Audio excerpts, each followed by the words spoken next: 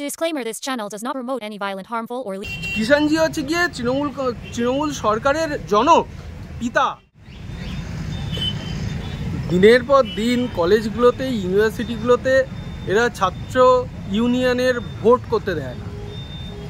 তা ছাত্রদের যে দাবি ছিল, তারা ভোটের দাবিতে তারা ব্রাত্য বসুকে, তারা শিক্ষামন্ত্রীকে পেয়েছে, তারা তাদের বক্তব্য জানাতে গিয়েছিল। কারণ ব্রাত্য বসুর যে অ্যাটিটিউড দেখলাম, ওনার অ্যাটিটিউড আজীবনই, মানে আমি যতদিন থেকে দেখছি যে এই একই রকম অ্যাটিটিউড।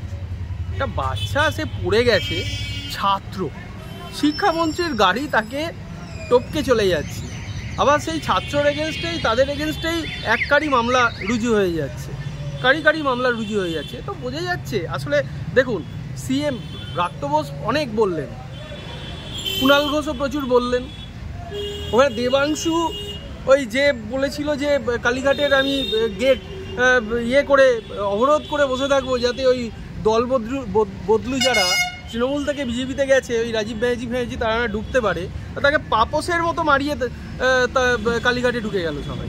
তা এরা প্রচুর বলল, কিন্তু লক্ষ্য করে দেখুন মমতা বন্দ্যোপাধ্যায় কিন্তু মুখ খুললেন না। কেন খুললেন না? মমতা বন্দ্যোপাধ্যায় চুপ কেন? আসলে আমার মনে হয়, দেখুন, ওখানে এই যে গাড়ির তলায় যে ছেলেটি চলে গেল, দেবাংশু তো দেখালো সে নাকি মাওয়িস্টদের সমর্থন করে, দেখালো ওই স্ক্রিনশট নিয়ে ফেসবুক পোস্ট তমুক নিয়ে তো দেখালো। আমার মনে হয় মমতা বন্দ্যোপাধ্যায় কোথাও একটা, মানে আসলে ব্রাত্য বোস বা এরা তো প্রথম থেকে তৃণমূলে নেই, এবং আজকে আমার মনে হয় যে তৃণমূল কংগ্রেস, অনেকে আপনারাও বলবেন, আপনারাও স্বীকার করবেন, তৃণমূল কংগ্রেসের যে সরকার যে গঠন হয়েছে, কিষাণজি না থাকলে গঠন হতো না। কিষাণজি হচ্ছে গিয়ে তৃণমূল সরকারের জনক পিতা। এটা নতুন নব্য যারা আছেন তারা হয়তো জানেন না, এবং সেই জন্য এরা প্রচুর বক্তব্য রাখছেন।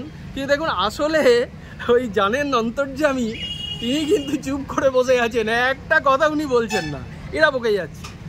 এবং মাঝখান থেকে অনেকগুলো কেস দিয়েছেন। আজকে আমি বলছি, লিখে নিন, এই যা পরিচয় দেবাংশু সামনে নিয়ে আসছে এই ছাত্রের, আমি বলছি সরকার পক্ষ সমস্ত কেস উইথড্র করতে বাধ্য হয়।